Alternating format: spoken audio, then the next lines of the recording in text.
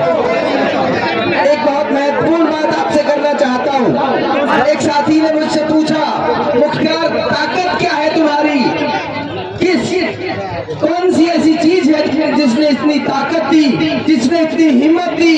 तो मैं साथियों आपके सामने वो बात बताना चाहता हूँ, वो बात को कारगुजारी आपको बताना चाहता हूँ। मुख्तार की ताकत क्या है? कल मैंने मेरे नीमला गांव के एक साथी को मैंने फोन किया। आप सोचिए, मैंने नीमला गांव के अपने साथी को फोन किया कि कल हम कैथवाड़ा आ रहे हैं, मैं चाहता हूँ कि आप वहां रहें, हमसे मुलाकात होगी आपकी। तो उस साथी का जवाब सुनिए। उस साथी ने जो पलटकर जवाब दिया, उसने कहा, मुख्तार भाई मेरी माँ कल रात से एतराफ में बैठी है आपके लिए, ये ताकत है हमारी, ये ताकत है मुख्तार की। उस साथी का जवाब सुनकर मेरी आंखें भर आई। उसने कहा, कल रात से मेरी माँ एतराफ में बैठी है और जब तक ये काम मुकम्मल नहीं हो जाता वो एतराफ में बैठी रहेगी। ये ताकत है इस आंदोलन की, इस क्रांति। मेरी आंखें भर आई। मैं आधे घंटे तक अकेला तन्हाई में, मेरे बच्चे थे मेरे साथ, मैंने उनसे कहा थोड़ा समय दो मुझे। मैं आधे घंटे तक अकेला रहा। फिर मैंने सोचा मेरे ऊपर कितनी बड़ी जिम्मेदारी है, कितना बड़ा काम मेरे हिस्से में है। क्या ये कम था?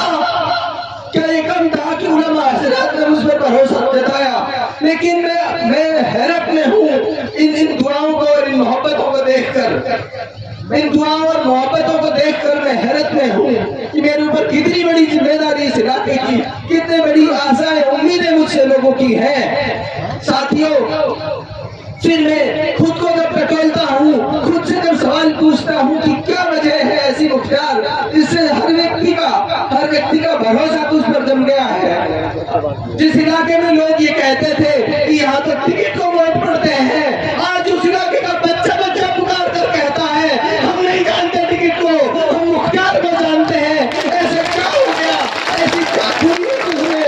मैं जब खुद से सवाल करता हूँ तो पाता हूँ साथियों, जब अमरूका से चला तो वो हाथी वाला भाई जो हाथी चला रहा है, हम 2-3 किलोमीटर का रास्ता तय कर चुके थे।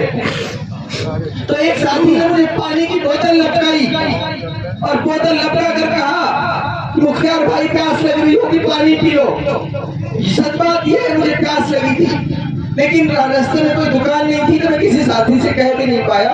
राह पे जब हम पहुंचे तो उस साथी ने मुझे बोतल लटकाई।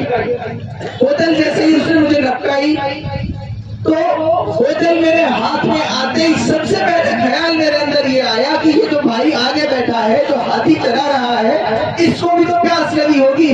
तो मैंने सबसे पहले बोतल उसको दी। उसके बाद मैंने उससे कहा कि भाई तू पानी पी, तुझे प्यास लगी होगी। उसने मेरे हाथ से बोतल लेकर पानी पिया। उसके बाद उसने मुझे लौटाई बोतल। मुझे खुशी हुई कि मैं इस तरह लोगों को समझता हूँ, लोगों की जरूरतों का ध्यान रखता हूँ। मुझे इसलिए लगता है, मुझे इसलिए महसूस होता है कि शायद इसीलिए लोग मुझसे बात करते हैं तुमसे, इसीलिए शायद लोग तुमको चाहते हैं। साथियों, आपको इस भरे मजमे पर यकीन दिलाता हूँ, जिस तरह मैंने हाथी वाले की